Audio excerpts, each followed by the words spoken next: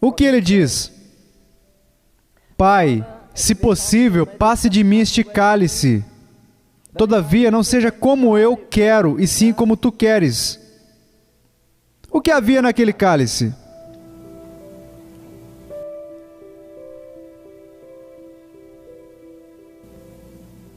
Eu já contei essa história antes, eu vou contar de novo.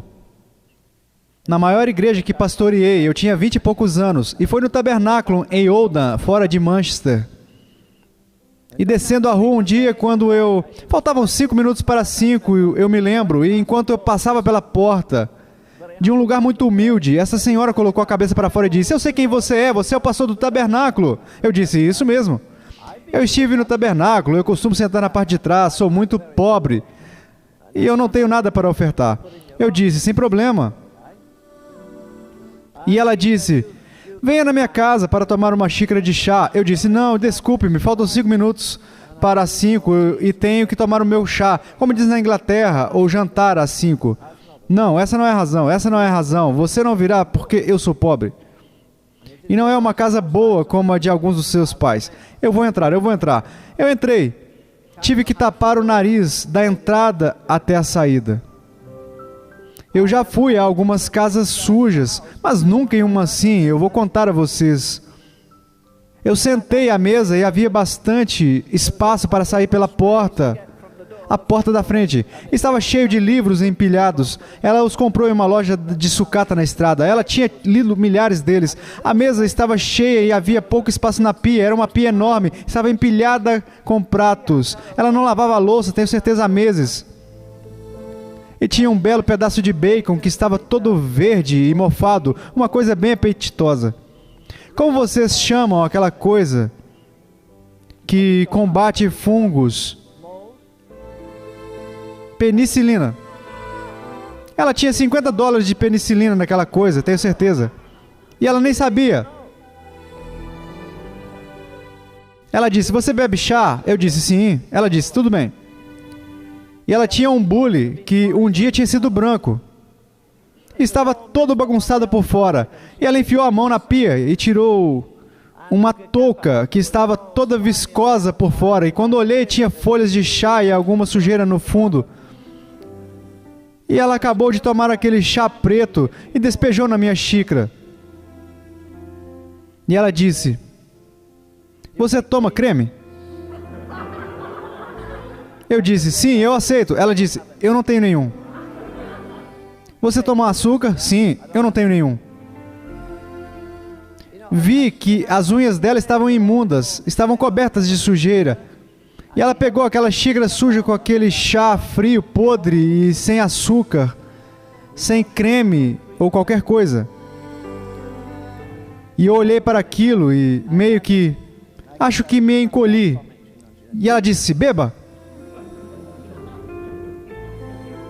Quando estendi a minha mão para pegar aquela xícara bem ali, nunca a esqueci. Minha mente foi a 2.000 milhas de distância da Inglaterra para um lugar chamado de Palestina. E voltei 2.000 anos até este homem no jardim, quando o pai disse: beba. Beba. Ora, isso é o suficiente para nos colocar no lugar. Com certeza. Ele é a essência da pureza, ele é a essência da santidade. Ele era inofensivo, imaculado e separado dos pecadores. E, no entanto, ele bebeu a coisa mais horrível que este mundo já viu, como símbolo de todo o pecado de todas as eras.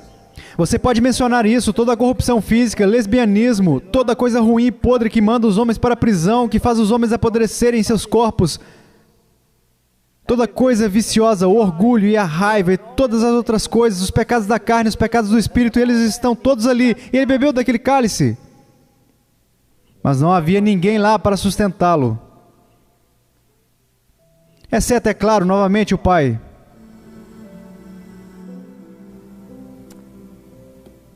E os homens que ele treinou estavam todos deitados roncando.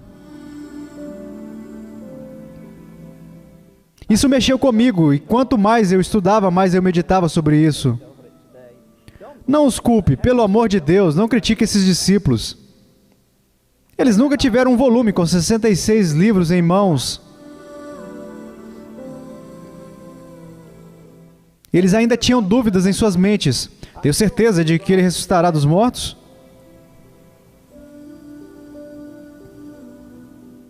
Que tipo de julgamento você acha que a igreja terá quando chegarmos ao tribunal com todo o conhecimento que temos, toda a iluminação e todas as versões que temos?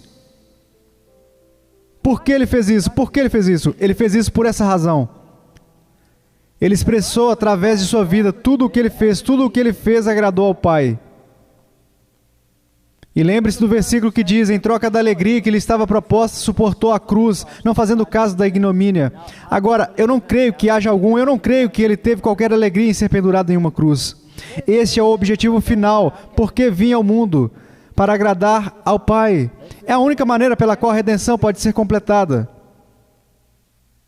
Então Jesus esperou pacientemente, enquanto eles dormiam, na hora mais crítica de sua vida. Vocês podem não concordar comigo, sem problema, mas creio que é exatamente isso que a igreja está fazendo agora, na hora mais crítica desde que foi fundada. Ela está dormindo. E, portanto, falhando com o Senhor nesta hora mais crítica de todas as horas críticas da história. Você pode ser muito mais jovem, você talvez tenha o sangue mais quente, mas isso não é apenas um fato. Garanto que você poderia contar em uma mão, ou talvez em um dedo. Na última vez que saiu do templo, onde foi subjugado pela glória de Deus, saiu ciente de sua majestade. É realmente crítico que milhões de pessoas neste dia de sábado vão à casa de Deus, mas eles não conhecem o dono da casa. Você bateria na porta de alguém, é uma casa que você não conhece, você bateria na porta e diria, quem é você? Eu realmente não sei, quem é você? Ora, eu moro nessa casa. E no entanto as pessoas se contentam em ir domingo após domingo e nunca conhecer o dono da casa. Apenas atmosfera, apenas emoção. Creio que nos fascinamos mais com os acontecimentos do que com o próprio Filho de Deus. Se você está mais animado com a vinda de Jesus do que com a presença de Jesus, é melhor pensar um pouco. É a sua presença que importa. Tentei filtrar essa tarde e dizer a mim mesmo, se eu tivesse apenas um sermão de 10 minutos da Palavra de Deus, o que seria? Ora, minha escolha seria esta. Não tenho certeza se conseguiria suportar, mas pelo menos pediria. E eu pediria para ouvir a oração de Jesus no jardim do Getsêmani.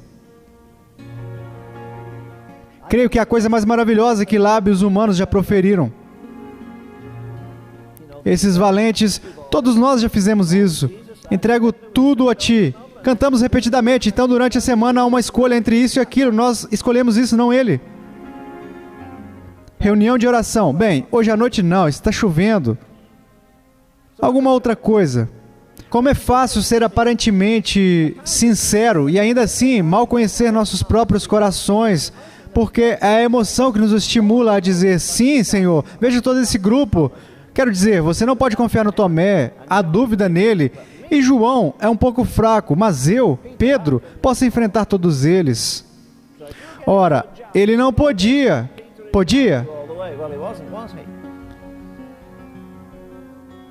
Agora, este é um não repetido, é um ato não repetido, como tudo o que Jesus fez. O nascimento virginal nunca foi repetido. O Getsêmani nunca se repetiu e é irrepetível. Isso nunca acontecerá novamente, não precisa acontecer. Então a morte e a ressurreição de Jesus são únicas. E eles estão dormindo. Querido Deus, enquanto eu lia isso novamente e pensava como Ele esperava por eles, talvez Ele pudesse ouvi-los roncando, se virando e pensar, sim, mais uma hora, talvez mais uma hora. A luz do dia virá e vocês acordarão. Vocês passaram pela noite mais incrível da história e passaram desse jeito. E você sabe, creio que estamos fazendo a mesma coisa na igreja. Apenas mais um domingo, então vamos à igreja. Domingo de manhã, temos um coral adorável e um bom pastor e vamos nos divertir. Eu já disse a vocês antes e digo a mim mesmo muitas vezes, creio que o desafio perene do crente é este: desça da cruz e salve-se. Outras pessoas não estão jejuando como você jejua. Outras pessoas não passam tanto tempo em oração. Outras pessoas não economizam seu dinheiro e o usam e o dão para missões. Outras pessoas não estão investindo na eternidade como você. Por que ser o excêntrico? Todos na igreja dizem que você é uma boa pessoa, mas por trás acham que você é um fanático. Eles dizem, ele exagerou. Você percebe que ninguém nunca diz que você pode ficar muito rico? Ninguém diz que você pode ficar muito bem educado, mas todos tomam cuidado para não se tornarem muito espirituais. Veja, o principal problema se você ficar muito espiritual é que você vai mostrar como eles não são espirituais, e é disso que eles têm medo. Eles não têm medo tanto da sua espiritualidade quanto do fato de ser uma espécie de ramo seco que não tem nenhum fruto. Quantas vezes você acorda de manhã, mesmo no sábado ou em qualquer outro dia, e diz, ele ressuscitou, ele está vivo, e porque ele está vivo, eu viverei hoje. Não culpe o mundo por não crer. Todo dia deveria ser uma festa. Não estamos no mundo. Oh, querido, querido, querido, como ficamos presos à terra. Medimos o nível dos outros com tanta frequência. Mas você vê, nós estamos fugindo, estamos tão apegados aos dons, e você tem que ir a algumas reuniões. Tudo que você ouve é profecia, profecia, profecia, profecia, milagres, milagres, milagres. E o tempo todo estamos perdendo as coisas mais essenciais. Milagres não vão te salvar. A profecia não virá a você em tempos de angústia.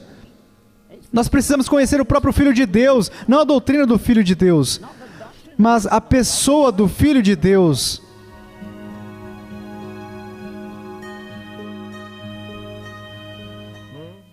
Se você cantar, entrego tudo a ti, talvez você volte e diga que você se rende também. Você pode ter que abrir mão de alguma amizade, você pode ter que desistir de uma carreira. Pode ser um desastre, todas as coisas que durante anos você pensou ser exatamente o que Deus quer que você faça, e de repente você descobre que não é. Algo que você queria fazer para Deus, não algo que Deus queria que você fizesse por Ele.